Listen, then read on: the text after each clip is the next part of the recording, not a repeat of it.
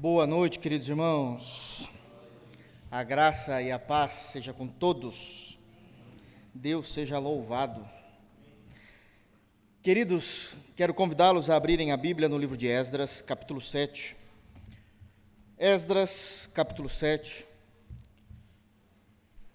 Vamos dar a devida sequência a essa série de sermões.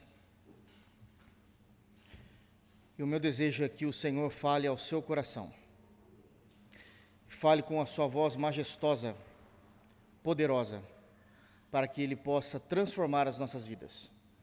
Abrir a nossa mente a respeito de sua pessoa, de suas dádivas, e assim vivermos para Ele e por Ele.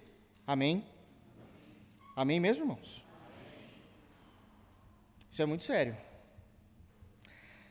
Esdras, capítulo 7. Vamos ler do versículo 21 a 24. Vou tentar ser mais breve hoje. Tentarei ser mais breve hoje.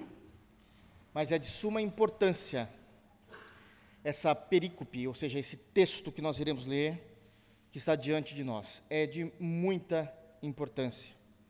Amém? Todos abriram?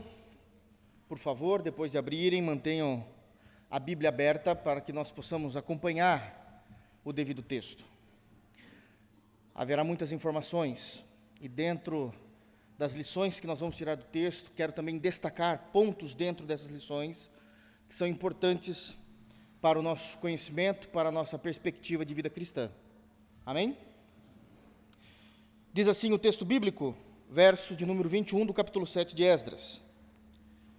Eu mesmo, o rei Artaxerxes, decreto a todos os tesoureiros que estão da além do Eufrates, tudo quanto vos pedir o sacerdote Esdras, escriba da lei do Deus do céu, pontualmente se lhe faça.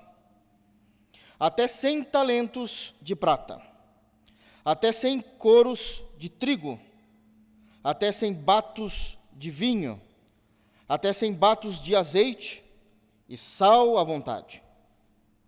Tudo quanto se ordenar, segundo o mandado do Deus do céu, exatamente se faça para a casa do Deus do céu.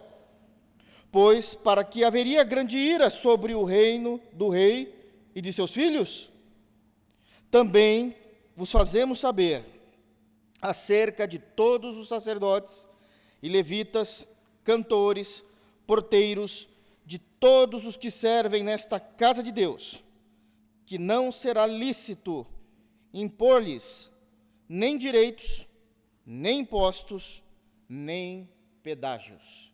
Amém. Feche os teus olhos, vamos orar. Graças te damos, Senhor, por tua santa palavra. Graças te damos pelo teu amor. Graças te damos pelo teu cuidado, porque é isso que nós vemos nesse texto.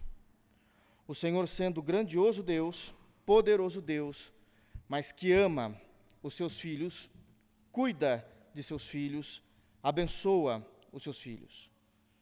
Nos ajuda a entender, Pai, não somente a base principal desse texto, mas os pormenores, para que possamos nos deleitar na tua grandeza, nos deleitar na certeza de quem és tu, como o Senhor tem se revelado a nós. Fala-nos, Senhor, por tua glória. Fala-nos, Pai, para a nossa alegria. É assim que nós oramos, no santo nome de Jesus. Amém.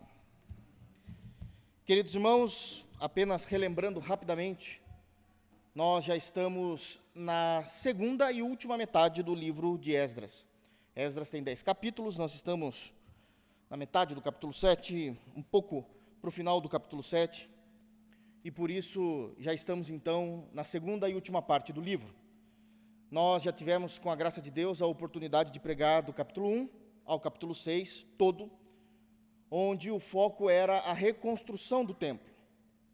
Pelo que se dá a entender, por aquilo que nós lemos aqui agora, parece que, embora o templo em si já esteja terminado, é isso que diz, aliás, o final do capítulo 6, que o templo foi terminado, já estava em funcionamento. Existem alguns pontos da construção que precisam ser agora refinados. Tudo está muito tranquilo e funcionando, mas existem partes, aquilo que hoje nós chamamos de acabamento, que precisam ser refinados, e é por isso que existem essas informações no texto que nós lemos a respeito do templo do rei, do templo do Deus do céu. Então é esse o ponto em que nós estamos. Termina-se o capítulo 6, existe um hiato de tempo. Esse hiato de tempo é o hiato em que acontece o livro de Ester. O povo judeu quase foi destruído, e com essa destruição, a promessa de Deus de um Salvador. O povo precisava ser mantido. Deus levanta Ester, uma mulher modesta, piedosa, crente em Deus, e não apenas Deus a levanta para salvar o seu povo, como também o rei fica apaixonadíssimo por ela, e ela se casa com o rei. Bom, se passa o período de Ester, começa-se o capítulo 7 de Esdras, e é exatamente esse o ponto em que nós estamos. Termina-se a reconstrução do templo, depois dos 70 anos do retorno do cativeiro babilônico, reconstrói-se o templo, encerra o capítulo 6, inicia o livro de Ester, termina o livro de Ester, começa-se o capítulo 7 de Esdras, onde Esdras é apresentado. Até então ele não era citado em seu próprio livro, mas agora ele é citado, e nós temos todas as melhores referências que um crente em Deus possa ter. Esdras é um homem piedoso, puro, que ama a Deus, um homem santo, versátil nas Escrituras, ama a lei de Deus e tinha proposto no seu coração a ser um líder espiritual, que quando ele conseguisse chegar em Israel, Jerusalém propriamente dito, capital de Israel, ali ele iria estar orientando e ensinando o povo a respeito da palavra de Deus, visto que foram muitos anos de cativeiro, 70 anos, e muitos anos de retorno. Muitas pessoas nasceram nesse interim. Muitas pessoas nasceram no período de Ester, e agora eles precisavam compreender e entender a lei de Deus. Amém? Na semana passada nós então fizemos a leitura e expomos até o versículo de número 21. 21 não, 20. E aqui nós tivemos algumas lições finais, apenas lembrando. O contexto do capítulo 7 é, além da apresentação de quem é Esdras, nós estamos aqui lendo um documento oficial do rei Artaxerxes, que ele libera a Esdras. E temos, então, pregado em cima desse documento, que, por ser um documento escrito debaixo da soberania de Deus, esse documento virou Bíblia. Está aqui no cânon sagrado. Tudo foi controlado por Deus nos seus mínimos detalhes. E nesse controle, esse documento oficial do rei se tornou Escritura Sagrada. Escritura Sagrada. Nós falamos na semana passada, focando o versículo 19 e o versículo 20, só para dar o contexto, dentro daquilo que o rei está falando. No versículo 19 é que o rei estava entregando utensílios específicos que era para Esdras levar para o templo dele, para o templo desse Deus maravilhoso, que o próprio Artaxerxes já o reconhece, e fazer uso desses utensílios no reino.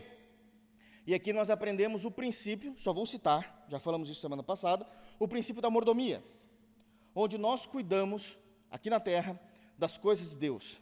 Não são nossas, mas é de Deus. É a maneira como Deus quer que nós cuidamos, que nós venhamos cuidar do seu reino.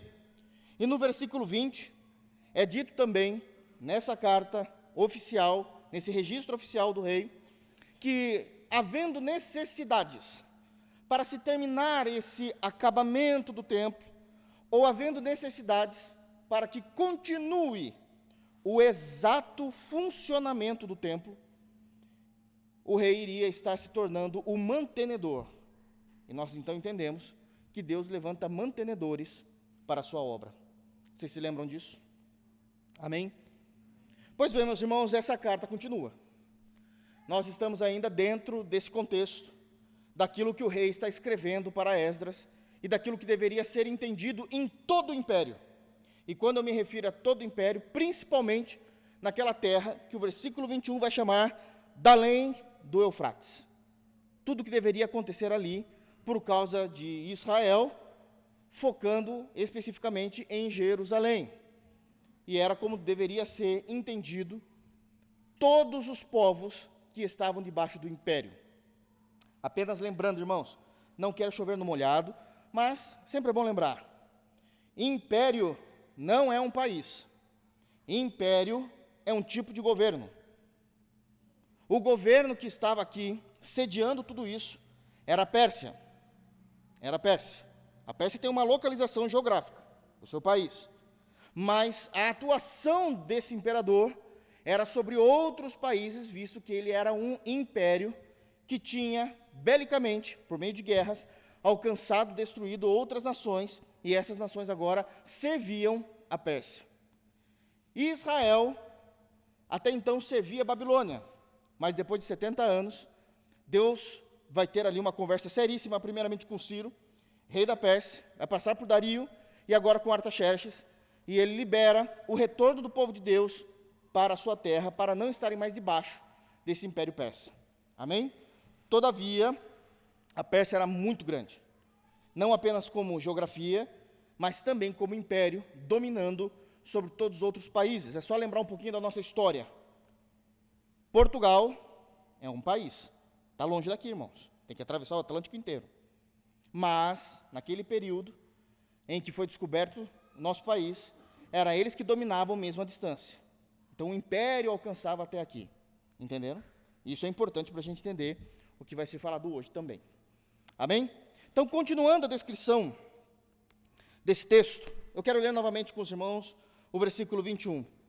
Artaxerxes continua escrevendo, dizendo: eu mesmo, o rei Artaxerxes, decreto a todos os tesoureiros que estão da além do Eufrates, tudo quanto vos pedir o sacerdote Esdras, escriba da lei do Deus do céu, pontualmente se lhe faça. E aqui nós temos também uma outra informação daquilo que estava no coração do rei, mas que na verdade sabemos que é o próprio Deus que colocou isso no coração de Artaxerxes. Uma verdade, uma lição importantíssima, é que as bênçãos de Deus, elas são liberadas para o seu povo, de acordo com a necessidade deste. Isso aqui é muito importante. Hoje eu quero conversar um pouquinho com vocês sobre a teologia das bênçãos de Deus. Obviamente que eu não serei exaustivo em toda essa informação, porque eu estou pregando baseado no livro de Esdras. Mas nós vamos conseguir tirar muitas lições importantes. E a primeira delas, no versículo de número 21, quando nós a lemos, é que as bênçãos de Deus são liberadas sobre o seu povo de acordo com a necessidade deste. Isso é importantíssimo. E isso aqui começa a demonstrar como é que Deus trabalha na história para cuidar e prover para o seu povo. Queridos, com o propósito de cuidar, de terminar o acabamento, de manter funcionando o templo de Deus, o rei da Pérsia, ele vai então liberar essas bênçãos e essas benesses sobre todo Israel, sobre todo o povo. Obviamente que nós não podemos ler esse versículo de forma individual. Ele faz parte de um contexto. E o contexto é exatamente esse que eu acabei de apresentar aos irmãos. Mas tem um ponto a mais que eu queria falar aqui.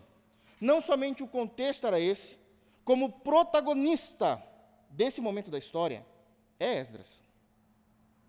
É Esdras. Nós não podemos nos esquecer disso. Se os irmãos voltarem rapidamente ao versículo de número 13, quando o rei está ordenando e escrevendo a respeito da liberação do povo, ele diz: por mim se decreta aqui, no meu reino, todo aquele do povo de Israel e dos seus sacerdotes e levitas que quiser ir contigo a Jerusalém, vá. A libertação do povo, desta segunda caravana, estava ligada inicialmente a Esdras. E aqui nós aprendemos que a retidão de um homem abençoa muito, vocês se lembram disso? A maneira como ele se comportou, a maneira como ele foi, fez com que todo Israel fosse abençoado.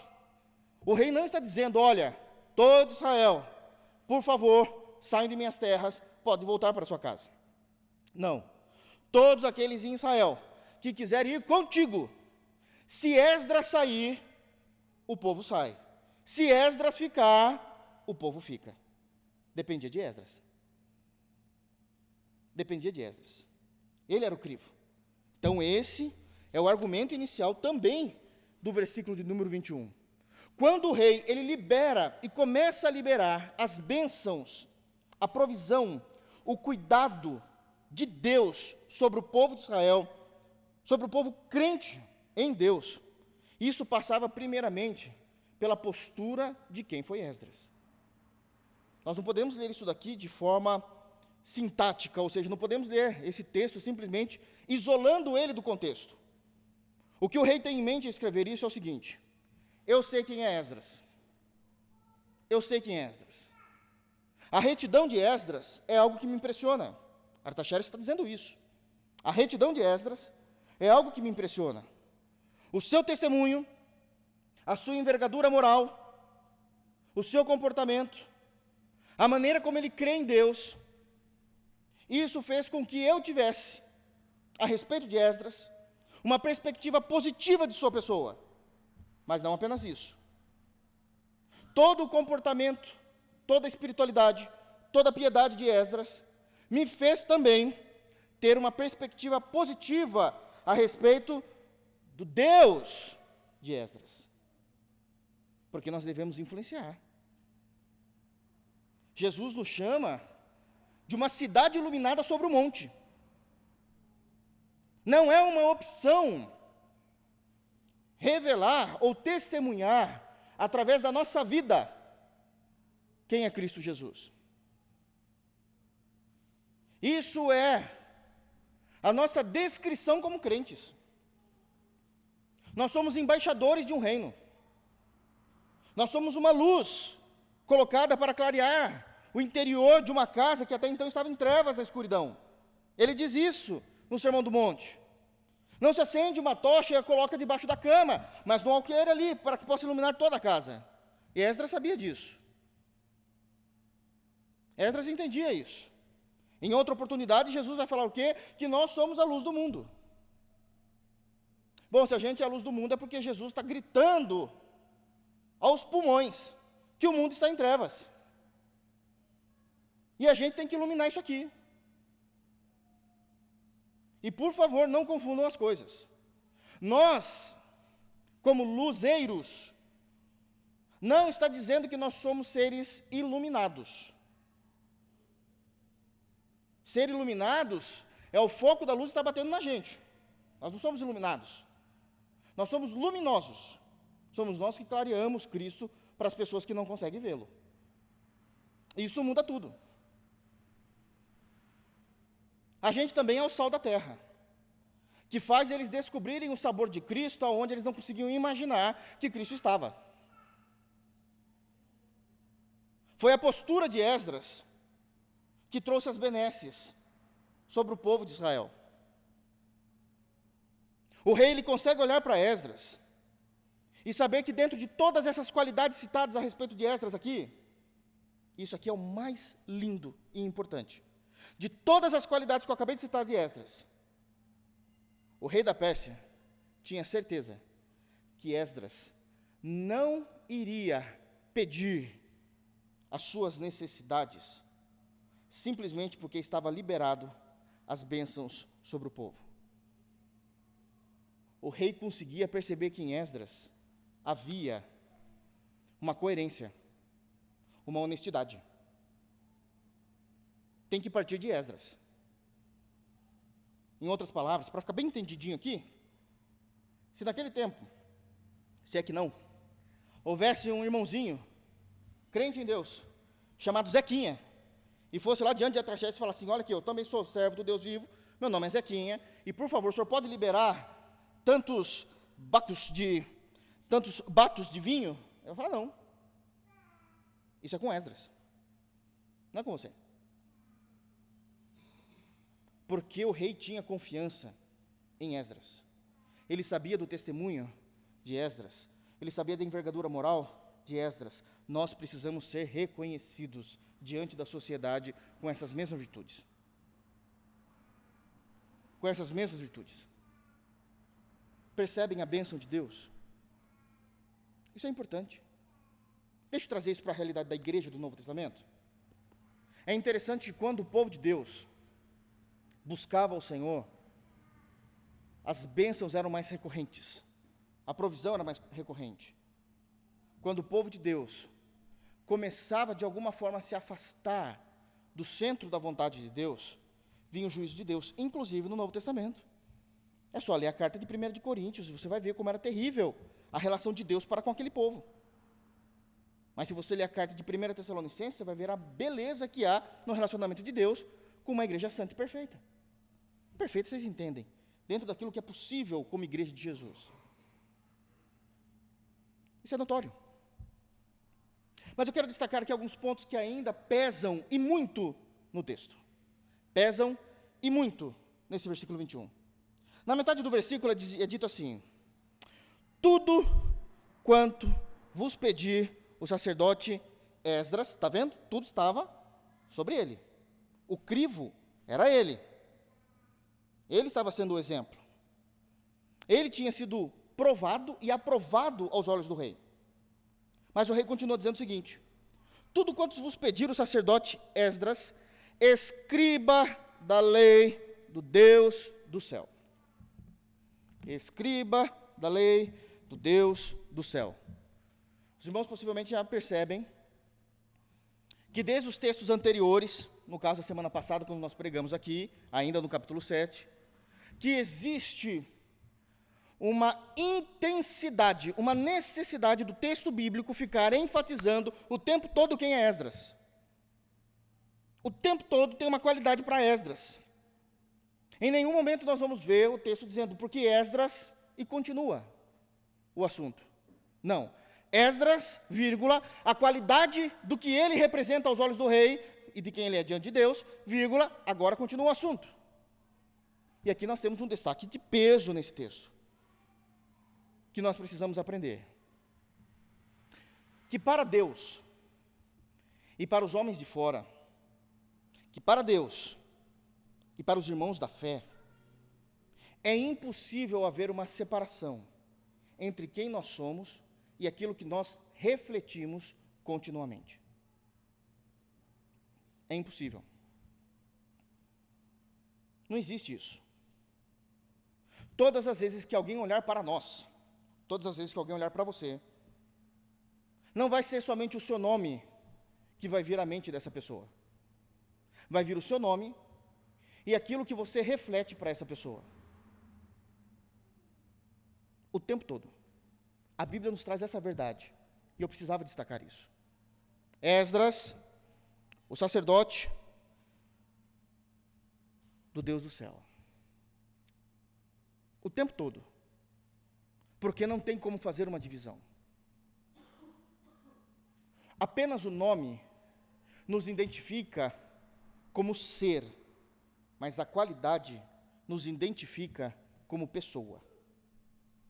Quem nós somos diante da sociedade, seja a sociedade iníqua, seja a sociedade dos irmãos cristã, seja a trindade lá no céu.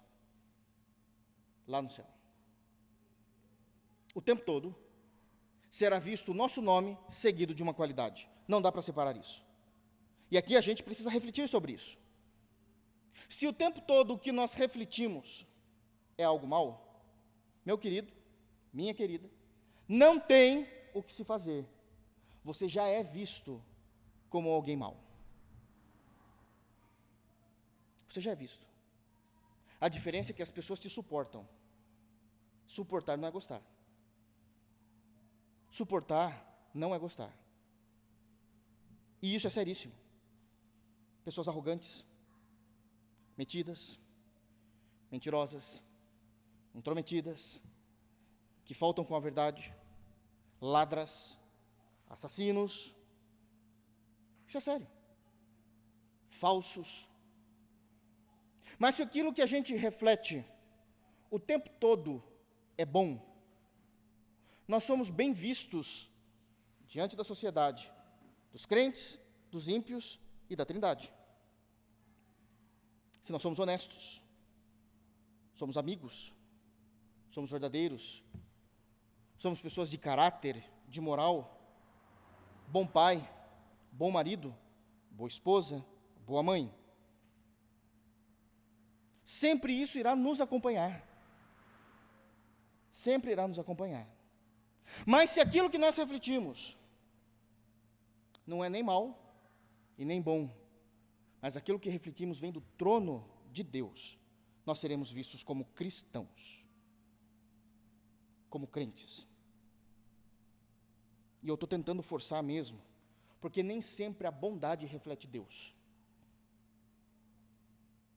Nem sempre a bondade reflete Deus. Muitas vezes, pessoas, elas são obrigadas, às vezes, a escolher entre um e outro. E deixa eu falar uma coisa aqui, pode ser que pessoas já precisaram escolher entre você e outra pessoa. Você nunca vai saber disso. Mas isso se chama sociedade. Já precisaram escolher. Quantas vezes você já precisou escolher? Agora, o que eu faço? Entre um e entre outro.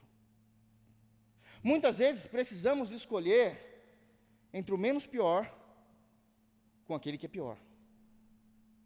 Nós não podemos apagar isso, é uma realidade. Deixa eu dar um exemplo aqui. Se um dia, não vai acontecer isso que já passou, graças a Deus, mas se um dia eu fosse obrigado a escolher entre Tibério César ou Domiciano, eu não penso. Tibério César, imperador romano, terrível, dominava Israel, mas não se compara com Domiciano, que um dia iria subir ao império. Domiciano matava por desejo. Tibério César ainda tinha responsabilidade com a vida. Se um dia eu fosse obrigado a escolher entre Nero e César Augusto, não tem discussão. César Augusto, chama ele para jantar na minha casa. Terrível. Homem terrível, César Augusto. Mas não se compara a Nero. Mas não se compara. Porque a sociedade é assim. E tem mais um ponto ainda dentro disso que eu estou falando. Cristãos,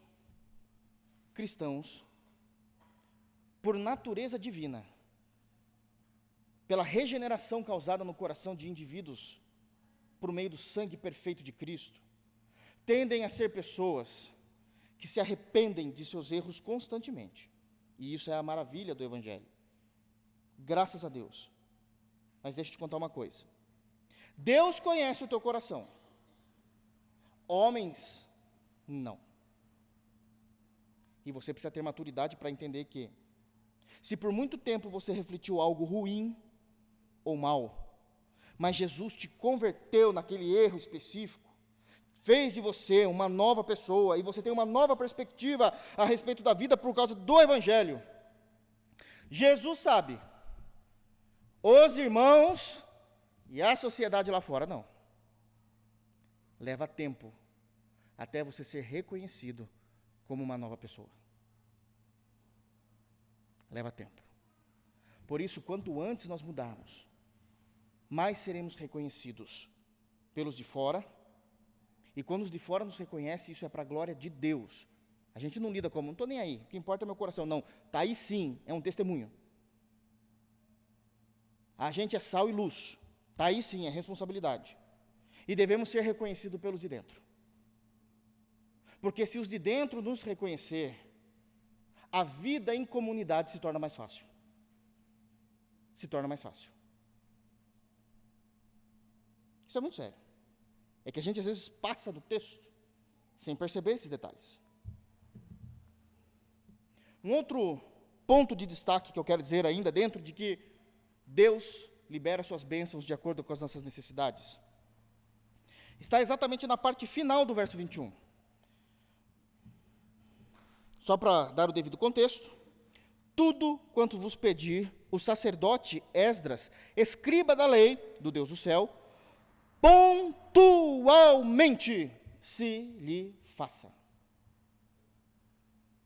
Pontualmente se lhe faça. Isso é o rei dizendo. Aqui então começa a ficar mais claro que Deus irá abençoar o seu povo. que Deus derrama provisão, cuidado, bênçãos sobre o seu povo, a partir da necessidade de cada um. É pontual. É pontual. E é interessante esse ponto aqui, porque quem está falando isso é Artaxerxes. Talvez ele não tenha tanto conhecimento, não deveria, né, ter tanto conhecimento teológico como os crentes devem ter. Então eu quero acreditar que ele não tenha, mas a gente tem. Ele está escrevendo aquele dito, e ele acredita estar no controle da situação. E ele acredita porque possivelmente ele nunca leu Provérbios, não faz parte da fé dele. Mas Provérbios 21, eu vou ler, vamos abrir, eu quero que os irmãos leiam. É mais fácil, é culto de doutrina, né?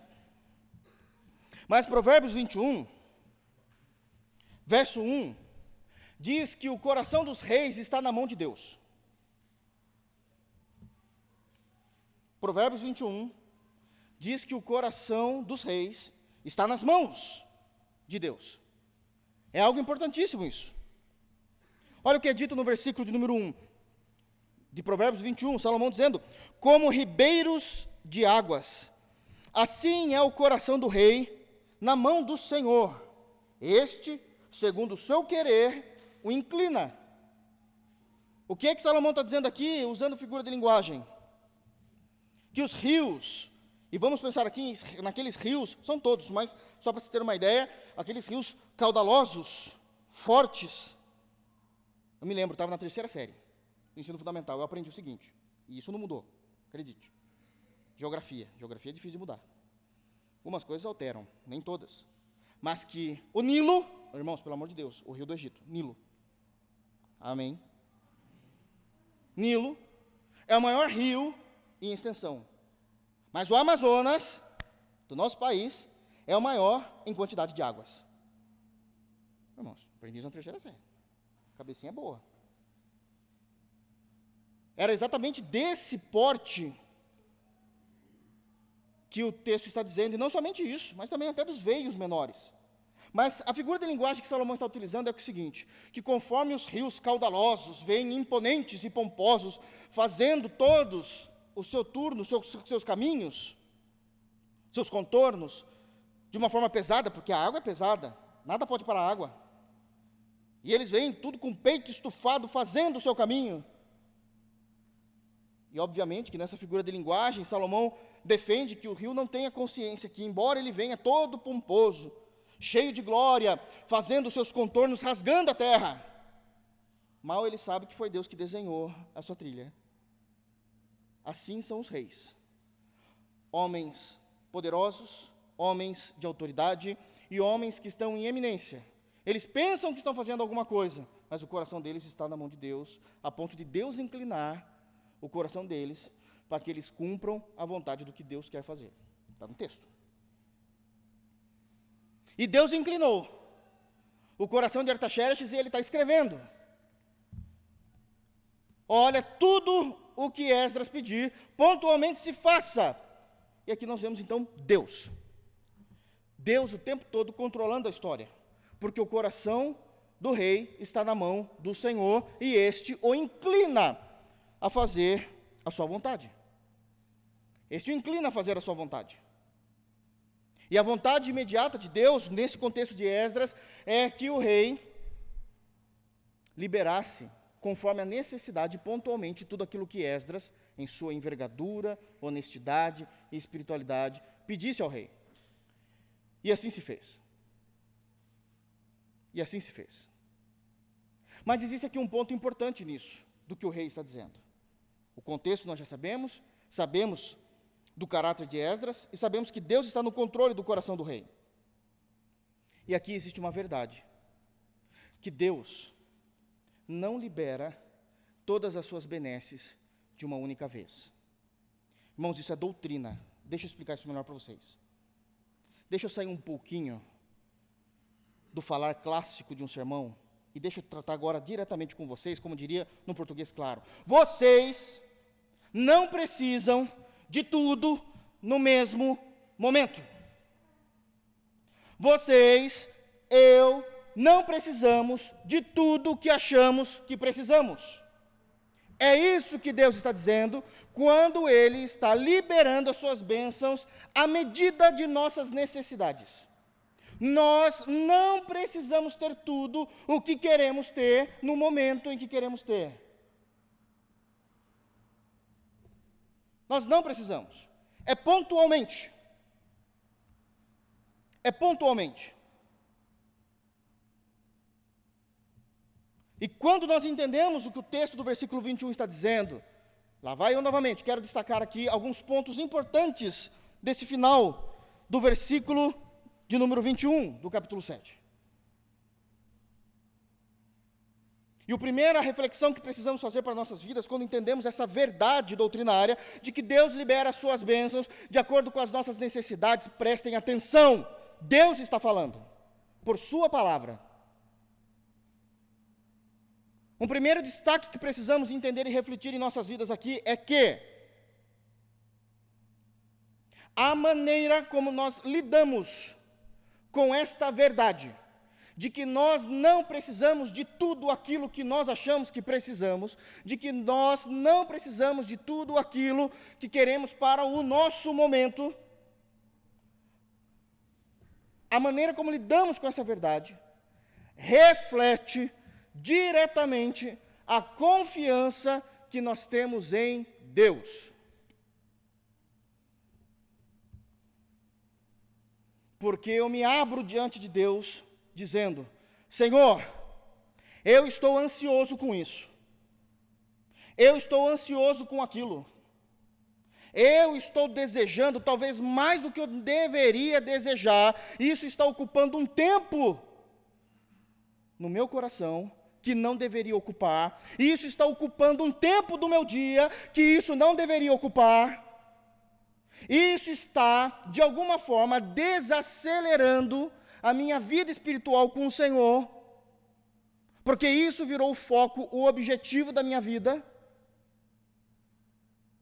E se eu estou desesperado, é porque eu estou claramente num relacionamento com o Senhor de desconfiança. Porque Deus é fiel, irmãos.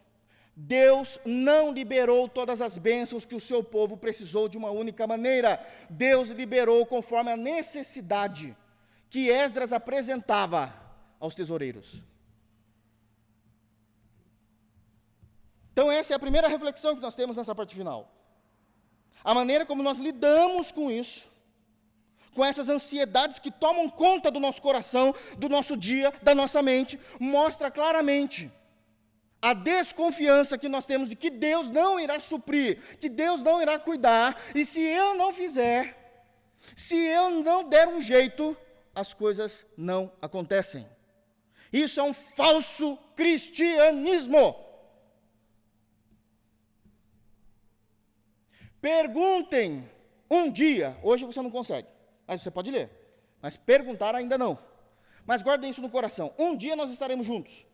E pergunte para Sadraque, Mesaque, Abidnego, qual foi a certeza que tinha no coração deles, quando eles iriam ser lançados na fornalha? Eles sabiam quem era Deus.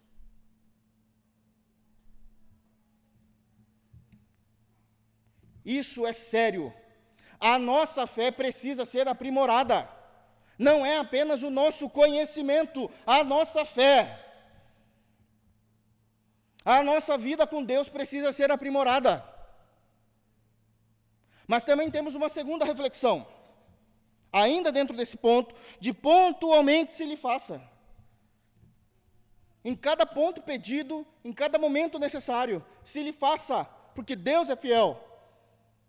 A primeira revela a nossa desconfiança no nosso relacionamento com Deus. Uma segunda reflexão que nós temos é que quando as angústias, as ansiedades, as perturbações emocionais tomam conta do nosso dia, dos nossos dias, dos nossos meses, tomam conta daquilo que não era para tomar, inclusive da nossa espiritualidade, não consigo orar direito por causa disso, não consigo pensar em outra coisa a não ser disso, não consigo realizar o meu trabalho lá na empresa, porque eu estou lutando por isso. E na nossa ansiedade, nós não conseguimos aquilo que nós queremos ter, nós não conseguimos. Quando nós não conseguimos, é uma resposta de Deus a nós, desmentindo-nos a nós mesmos. Deus está jogando em nossa face que nós somos mentirosos. Porque se nós não temos aquilo que nós queremos ter no momento que nós queremos ter, é porque Deus está dizendo que a necessidade que eu entendo que eu tenha é mentirosa. Porque Deus é fiel. Se fosse uma real necessidade, Ele faria. Olha a seriedade disso, irmãos. Precisamos entender as bênçãos de Deus. É uma necessidade mentirosa. Nós mentimos. Sejamos sinceros. Vou falar de coisas que, num primeiro momento, é bem supérfluas, para não ofender ninguém. Nem sempre a gente precisa daquele celular que a gente acha que a gente precisa. Nem sempre a gente precisa daquele carro que a gente acha que a gente precisa. Nem sempre a gente precisa daquela promoção, por mais boa que seja, no momento que a gente precisa. Tem um ditado que não tem nada a ver com Bíblia, mas é bom demais. É quase teológico. Deus não dá asa a cobras.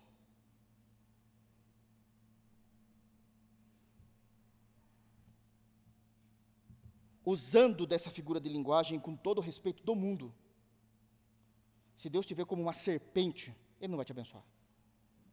Ele sabe que você vai se perder.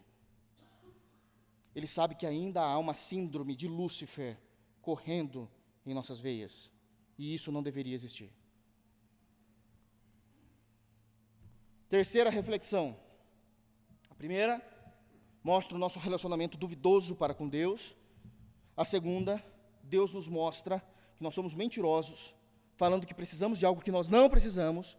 E a terceira, e essa é terrível, quando nós achamos que nós precisamos de tudo para aquele momento, e não pontualmente conforme a necessidade. Essa ansiedade que toma o nosso coração, as nossas mentes, as nossas vidas, impedem de sermos gratos a Deus por aquilo que nós já temos. Nos impedem de ver que Deus é maravilhoso, porque nós temos o trabalho que nós temos. Mesmo que eu já me desfaça disso, porque eu quero uma promoção. Que Deus é maravilhoso por nós termos o carro que nós já temos, mas eu acho que eu preciso ter o melhor. Que Deus é maravilhoso por nós termos a casa, o apartamento que nós temos, mas eu quero algo melhor. Onde nós não conseguimos mais ver o que Deus já fez por nós. Isso é baixo, isso é pecado, isso é ingratidão. Deus libera as suas bênçãos ao seu povo de acordo com as suas necessidades. Vamos seguir? 22.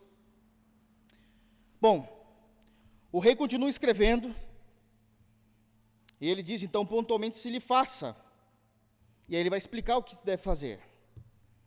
Até 100 talentos de prata, até 100 coros de trigo, até 100 batos de vinho, até 100 batos de azeite, e sal à vontade. Em segundo lugar, nós temos aqui uma lição importantíssima. A bênção sobejante de Deus. A bênção sobejante de Deus. Isso é importantíssimo.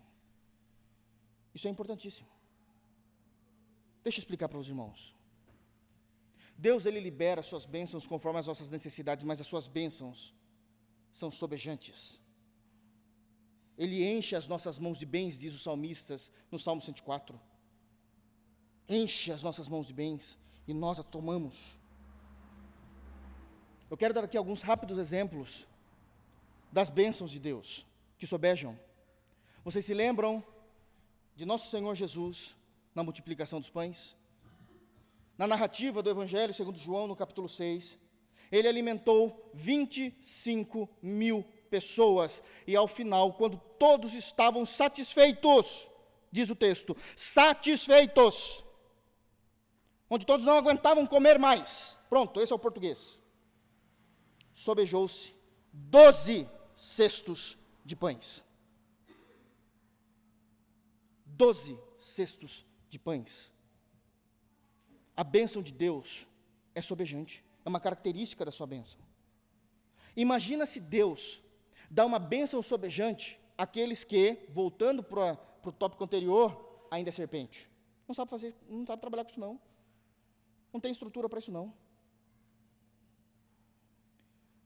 Obviamente que eu não vou generalizar aqui, porque quero acreditar que muitos ainda tenham cabeça, mas é a mesma coisa que você quer dar uma Ferrari para um rapaz que acabou de tirar a carta. Ele vai se matar. Ele vai se matar, ele não sabe lidar com isso. Ele vai querer aparecer. Ele vai querer aparecer.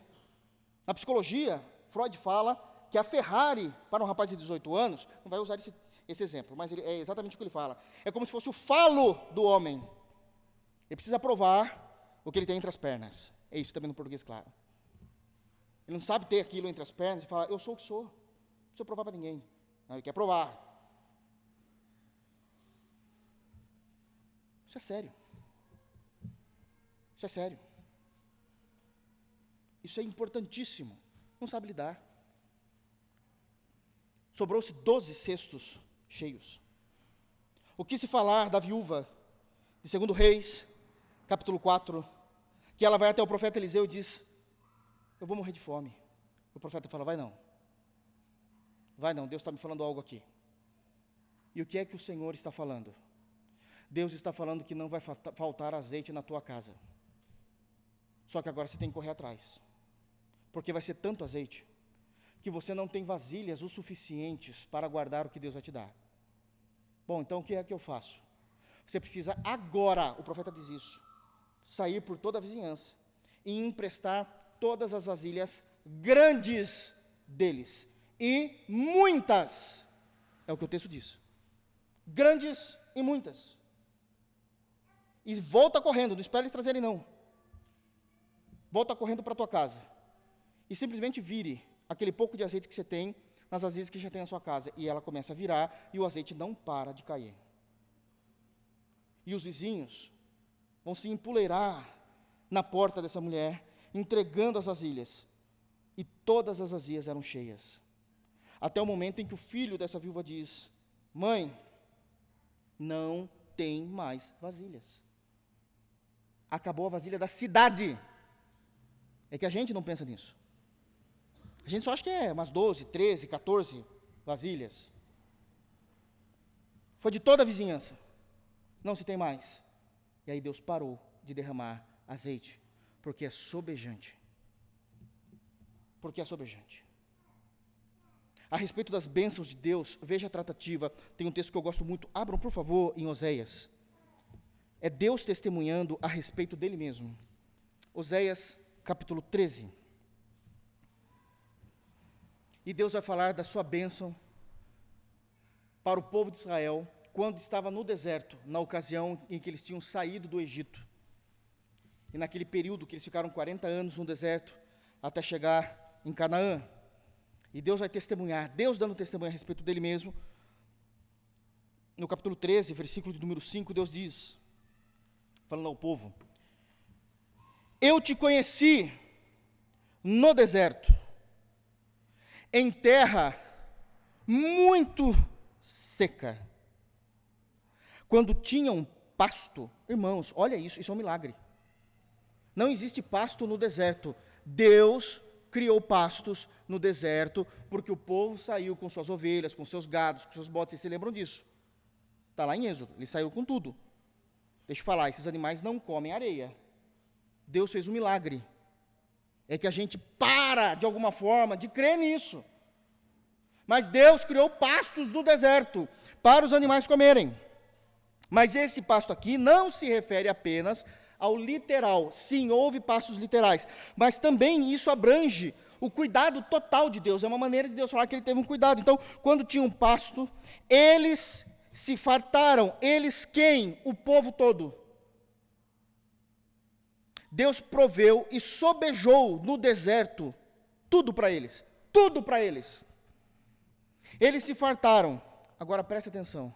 E uma vez fartos, no português, e uma vez com as barriguinhas cheias, ensoberbeceu-se-lhes o coração. Por isso se esqueceram de mim. Deus não dá asa a cobras. Eles viram a bênção de Deus, eles viram as 10 pragas, eles viram o mar se abrindo, eles viram o mar se fechando, eles viram a coluna de fogo, eles viram a nuvem, eles viram o maná cair todos os dias do céu, eles viram a água sair da rocha, eles viram os animais sendo cuidados com o melhor capim, eu acho que é o capim, que se possa ter para animais, e o coração continuava arrogante. Nós não somos diferentes. Nós não somos diferentes. Para se ter uma ideia melhor do texto de Esdras, com relação ao Deus que sobeja em suas bênçãos, vamos voltar, por favor, para Esdras. Quando o texto se refere no versículo 21 à expressão da além do Eufrates, ele está se referindo, então, àquela geografia específica em que o Império Persa dominava. Não todo o Império, somente aquele lugar, da além do Eufrates. Os impostos de toda aquela região, da além do Eufrates, eram 350 talentos por ano. Talentos é dinheiro em espécie. 350 talentos por ano. Deus liberou 100 talentos só para Israel. Aquilo que era 350 por ano, Deus liberou como benesse. 100 talentos em espécie. Até 100 talentos, fora todas as demais bênçãos do versículo 22, que era para ver os recursos para que eles pudessem continuar a vida deles. Como 100 coros de trigo, 100 batos de vinho, 100 batos de azeite e sal à vontade.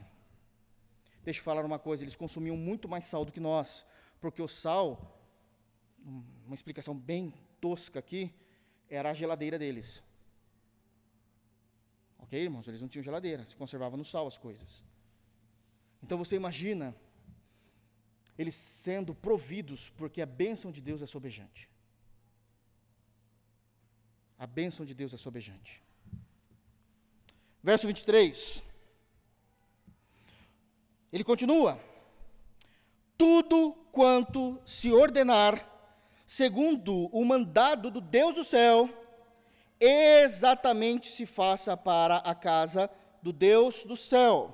Pois, para que haveria grande ira sobre o reino do rei e de seus filhos? Uma terceira lição. Isso aqui é maravilhoso, porque é uma inteligência e uma sabedoria clara. Em terceiro lugar, a sabedoria que não atrai a ira de Deus. A sabedoria que não atrai a ira de Deus. Irmãos, Artaxerxes conhecia o Deus do céu. Não por meio da fé, mas ele conhecia quem era o Deus do céu por causa do testemunho e das falas de Esdras e pelo histórico do seu povo com Ester. Ester e Esdras foram personagens principais em toda essa história. E eles souberam testemunhar piedosamente, biblicamente e claramente quem era o Deus dos céus. Eles conseguiram. Nós precisamos ser claros com relação a quem é o nosso Deus para os de fora, porque ele conhecia. Ele não apenas conhecia, como ele tinha respeito. No mesmo versículo 23, quando ele se refere a Deus, ele se refere as duas vezes como o Deus do céu. Isso é uma qualidade, isso é uma honraria. O que é o Deus do céu? Que aonde haja céu, neste planeta, Deus é sobre tudo. Porque os deuses eram regionais, não é isso? Segundo a Igreja Católica, o que nós discordamos peremptoriamente, eles acreditam que a imagem de Nossa Senhora Aparecida é padroeira do Brasil, mas ela não tem nada a ver com o Chile, ela não tem nada a ver com o Uruguai. Mas o Deus do céu, aonde há céu, Ele é Deus. Ele é Deus de todas as coisas. Ele é Deus de todas as coisas. Ele tem esse respeito. Por 2 vezes no mesmo versículo, segundo o mandato do Deus do céu, exatamente se faça para a casa do Deus do céu. Olha a sabedoria desse homem. Ele sabe quem é, ele traz o respeito a esse homem, e deixa eu falar, ele não é apenas sábio, deixa eu usar o termo contrário, ele não é bobo, ele não é besta. Me perdoa a expressão, Artaxerxes não era burro, porque olha o que ele diz no final: para que haveria grande ira sobre o reino do rei, que é ele, e sobre seus filhos? Não. Segundo tudo que Deus mandar, ele tem essa consciência, está no versículo 23. Segundo o mandado do Deus do céu.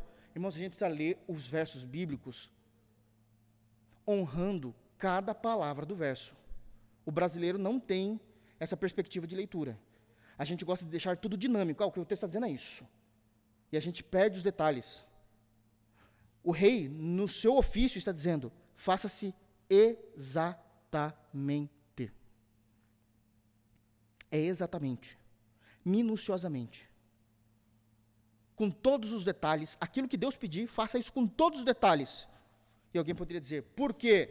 Era como se o rei dissesse, porque eu não sou burro. Você acha que eu vou comprar briga com o Deus dos céus, para ele vir com sua ira sobre mim e os meus filhos? Aqui a gente vê que ele tem perspectiva. Quero continuar sendo rei, que os meus filhos mantenham a dinastia, e a gente continue mandando isso aqui. Você acha que eu vou comprar briga com ele? Com as outras nações, eu aguento. Nosso império é forte, com Deus. Um dos motivos do porquê ele está liberando e fazendo com que toda a vontade de Deus seja feita, é porque ele, em sabedoria, não quer atrair a ira de Deus sobre ele e sobre a sua casa. Irmãos, por que é que os crentes atraem a ira de Deus sobre suas próprias casas? Por quê? Nós já sabemos que se manter fiel a Deus é uma responsabilidade parruda. É uma responsabilidade para a vida inteira. Fazermos a vontade de Deus na nova aliança é conhecer e examinar as Escrituras, saber que há nelas a vida eterna e se manter naquilo que Jesus nos ensina juntamente com os seus apóstolos. E que isso não exige apenas leitura. Está longe disso. A leitura é só a porta de entrada. Mas aquilo que eu leio, agora eu me santifico naquilo que eu leio. Naquilo que eu me santifico, agora eu mortifico a minha carne. É uma responsabilidade pesada. Aí o crente, já tendo que levar isso para o resto da vida, ainda fala assim, mas eu vou testar Deus. Não é bem assim. Não foi o que o rei fez. O rei poderia ter dito, olha, segundo o mandato de Deus, a gente vai fazendo, mas não faz tudo não. A gente está perdendo dinheiro, a gente está perdendo força, não faz tudo não. Faz só 30%. Não é tudo que vai liberar, a gente vai aqui deliberar se aquilo que é pedido por Esdras quer, a gente vai... Não, tem que ser deliberado. A gente faz uma reunião aqui. Que é isso? E aí a gente vai testando, até onde a gente consegue, a gente vai testando, a gente vai tentando a Deus. E os crentes fazem isso de uma forma muito feia. Nós gostamos de tentar Deus, nós gostamos de testar Deus. Quem somos nós para tentarmos ou testarmos o Deus Todo-Poderoso? Por acaso alguém pode acreditar que pode colocar Deus à prova. Nós somos um punhado de pó. E queremos tentar Deus, testar Deus. É culto de doutrina, eu não vou citar, eu quero ler. Em Mateus capítulo 4, por favor, nós temos a tentação de Jesus.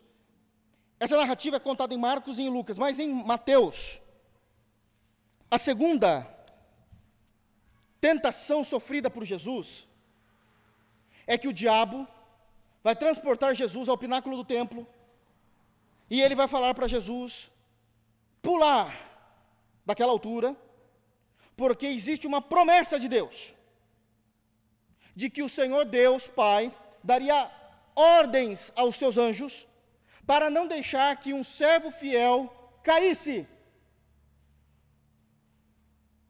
Vamos ler isso? Mateus capítulo 4, isso aqui é doutrina, então a gente vai ler mesmo, a gente vai entender tudo que está acontecendo aqui. Coisas que eu nem falei na exposição de Mateus. Eu só trouxe a teologia, mas a gente não fez de forma doutrinária exatamente. Vamos lá. Mateus, capítulo 4, versículo de número 5. Vamos examinar. Então, essa é a segunda tentação. O diabo o levou à cidade santa. Esse é o primeiro ponto, para vocês verem o que o diabo é capaz de fazer. Em Mateus capítulo 3, começa dizendo, versículo 1, naqueles dias apareceu João Batista pregando no deserto da Judéia. Isso aqui é importante, não é à toa que está a localização. Está dizendo que eles estão fora da cidade. Quem aparece para ser batizado por João no deserto da Judéia? Jesus. Então Jesus não estava na cidade santa. Ele termina de ser batizado, começa o capítulo 4. Versículo 1 do capítulo 4. A seguir, foi Jesus levado pelo Espírito Santo ao deserto. Significa que ele foi para mais distante ainda, para o interior do deserto, da onde João estava. Ele foi para um lugar muito mais distante. O diabo pegou Jesus e transportou Jesus para Jerusalém e colocou ele no pináculo, na torre mais alta do templo. Ele segurou Jesus. Esse é o ódio do diabo por Jesus. O diabo, se ele puder, ele muda toda a sua vida, destrói a tua existência. Ele pegou Jesus e levou. E isso foi permitido porque Jesus estava sendo tentado. E ele sabe o que Jesus ama: ao Pai e a sua palavra. E ele vai usar um texto bíblico. Versículo 5. Então o diabo levou a cidade santa, colocou-o sobre o pináculo do templo e lhe disse: se és filho de Deus. Todas as vezes ele vai dizer isso. Se és filho de Deus, o tempo todo colocando em prova, tentando, testando, colocando incertezas no coração de Jesus. Lembre-se, Deus não é tentado, mas a natureza humana de Cristo, sim. Isso é sério. Se és filho de Deus, atira-te abaixo, porque está escrito: aos seus anjos ordenará a teu respeito, que te guardem, e eles se sustentarão nas suas mãos, para não tropeçares em alguma pedra. Ele está usando Salmos 91. Vamos para Salmos 91. Vamos ler Salmos. Precisamos entender exatamente o que está acontecendo. Ele vai pegar o Salmos 91, o diabo, e ele vai citar o versículo 11 do Salmos 91. Todos abriram? É importante que nós leiamos. Salmos 91, versículo 11. Porque aos seus anjos dará ordens a teu respeito. Esse salmo é maravilhoso, isso é uma verdade teológica. Porque aos seus anjos dará ordens a teu respeito, para que te guardem em todos os teus caminhos. Eles se sustentarão nas suas mãos, para que não tropeces em alguma pedra. Vamos voltar para Mateus 4. O diabo usou os Salmos 91, mas eu deixo falar uma coisa a vocês. Isso é muito sério. Ele usou um texto sem o seu contexto. Ele usou o texto bendito, inspirado, inerrante de Salmos 91, mas sem o seu contexto. Traduzindo isso, a palavra de Deus, a palavra santa de Deus, na boca do diabo é palavra do diabo, não é palavra de Deus. A palavra de Deus, na boca do diabo, é a palavra do diabo, porque ele não está usando de acordo com a boa e perfeita interpretação do contexto.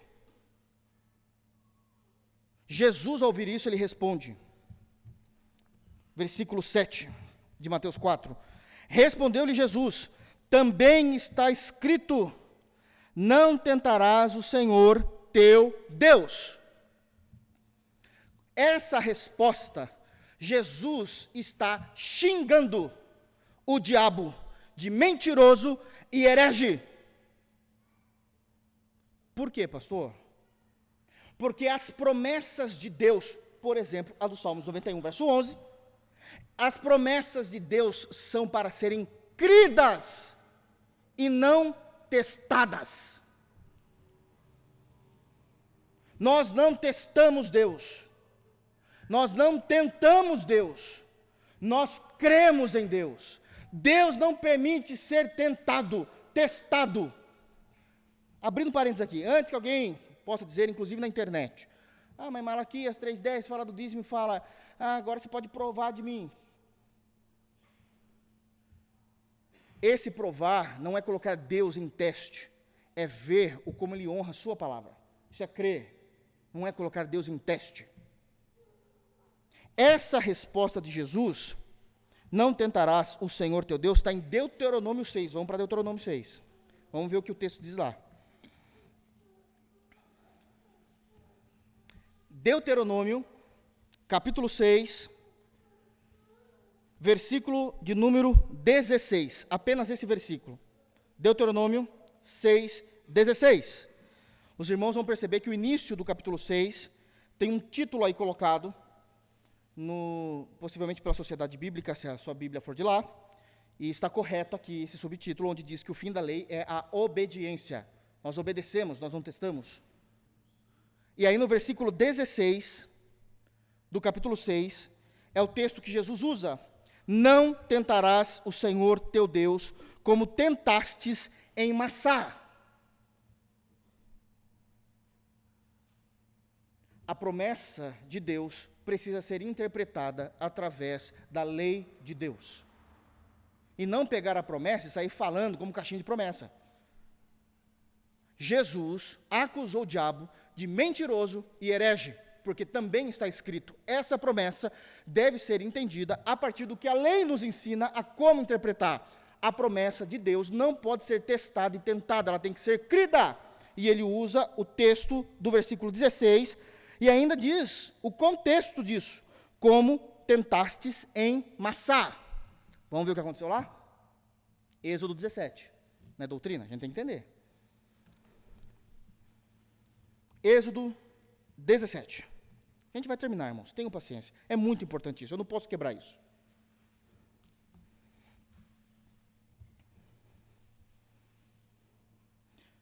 Êxodo 17, do 1 a 7.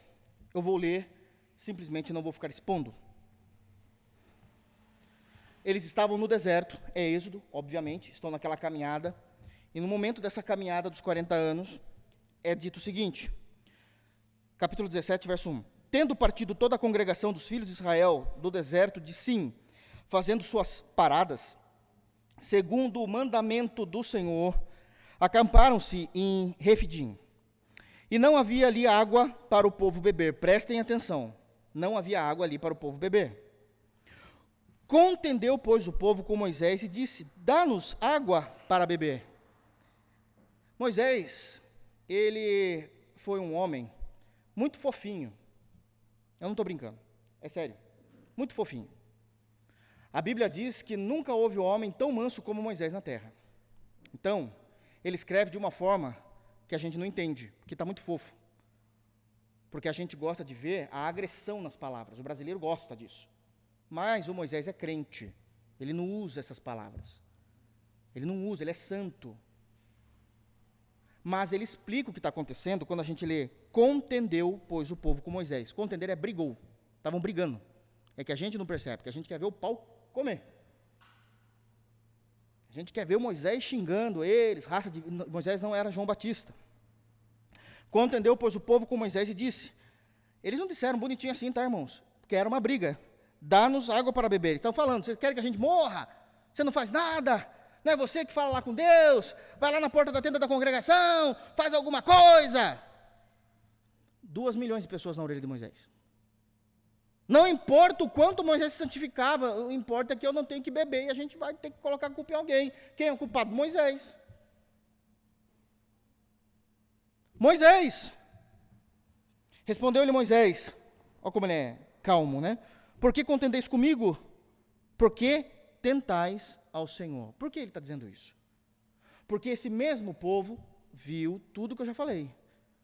Viu as 10 pragas, viu o anjo da morte passando e mantendo os filhos de Israel, viu o mar se abrindo, viu o mar se fechando, passaram em terra seca, viu o maná caindo, viu as nuvens, viu as codornizes. Eles viram, eles não precisaram nem crer, eles viram. E estavam tentando a Deus, colocando Deus à prova. Porque Deus falou que iria mantê-los. Essa é a questão. Mas a gente está com sede, Deus não ia manter, porque tem que ser na hora deles. Mas não era a necessidade do momento.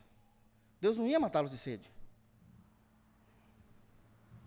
Então clamou, 4. Então clamou Moisés ao Senhor: que farei a este povo? Só lhe resta apedrejar-me. Olha o nível que já estava. Respondeu o Senhor a Moisés: passa diante do povo e toma contigo alguns dos anciãos de Israel. Leva contigo em mão o bordão, é o cajado, né? Com que feristes o rio, e vai. Eis que estarei ali diante de ti, sobre a rocha de Horebe. Ferirás a rocha, e dela sairá água, e o povo beberá. Moisés assim o fez na presença dos anciãos de Israel. 7. E chamou o nome daquele lugar Massá. Está lá em Deuteronômio 6. Massá. E Meribá. O que é esse nome? São nomes ruins, negativos, por causa da contenda dos filhos de Israel e porque tentaram ao Senhor, dizendo: está o Senhor no meio de nós ou não? Vamos colocar Deus à prova. Não é o Senhor que é o mais forte que o faraó, que transformou a água em sangue. Não precisa transformar nada, a gente só quer beber. Jesus responde isso ao diabo: eu amo meu Pai. Mas cada crente que põe Deus à prova, tentando ou testando a Deus, se torna um satanista. Não na palavra mais acadêmica, dizendo que ele agora professa Satanás como seu senhor, Beelzebul, para com isso. Mas ele age como tal. O seu mestre é o diabo. Isso é seríssimo na doutrina que nós temos aprendido em Esdras. Vamos terminar Esdras? Verso 24. Então a sabedoria que não atraiu a ira de Deus sobre ele. Verso 24. Também vos fazemos saber acerca de todos os sacerdotes, e levitas, cantores, porteiros, de todos os que servem nesta casa de Deus, que não será lícito impor-lhes nem direitos, nem impostos, nem pedágios. Deus, com a sua bênção, suaviza os nossos caminhos. A bênção de Deus não acrescenta dores, mas suaviza os nossos caminhos. Aqui eles estão falando a respeito daqueles que trabalhavam no templo especificamente, não era de todo o povo. Está falando dos sacerdotes, dos levitas, dos porteiros, que todo mundo tinha que ser da tribo de Levi. Então, os levitas. Mas a gente já também trabalhou esse texto de Esdras, falando que o sacerdócio agora é universal, em Cristo Jesus. E por que é que o rei abençoou e suavizou a vida deles? Suavizou de 2 maneiras. Nos costumes, que são os direitos aqui, nos costumes e nos impostos. Porque o rei sabia como era o trabalho de um homem de Deus. Ele passou a entender isso.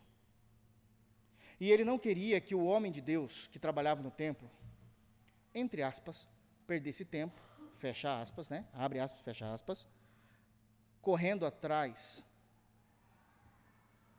de cumprir leis que iriam interferir na devoção dos levitas. De outra forma, uma das formas de Deus abençoar o seu povo é fazendo com que o Estado, que a nação, os governos, não interfiram em nossa fé. Não interfiram em nossa fé. Mas uma das maneiras de Deus julgar o seu povo é colocando maus governos sobre nós. Aqui Deus estava suavizando a vida do seu povo. Vocês não precisam cumprir com os costumes. Façam exatamente aquilo que foi dado pela lei de Moisés a vocês fazerem. Mas não é só os costumes, são os impostos. E eles também entendiam.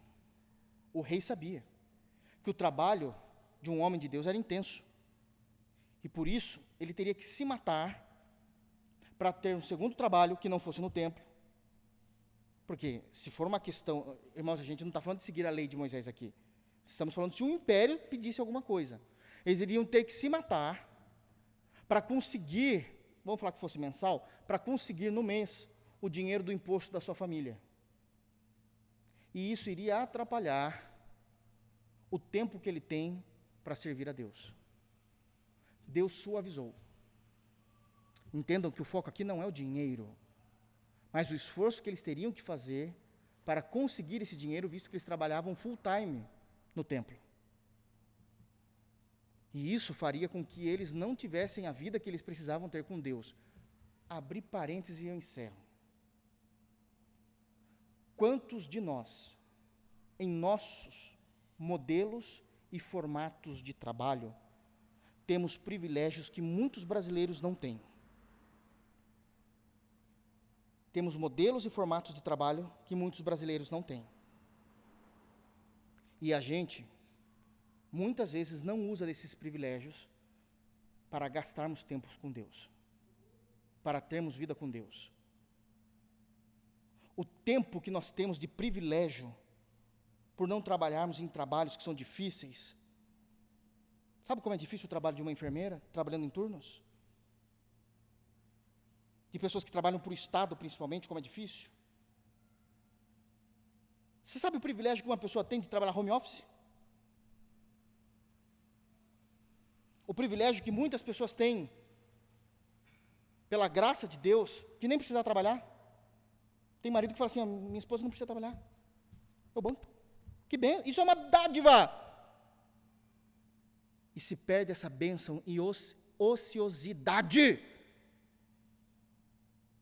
Não se gasta esse tempo com Deus. Deus suaviza. Com suas bênçãos, Deus suaviza o caminho do seu povo para que eles possam servir a Deus.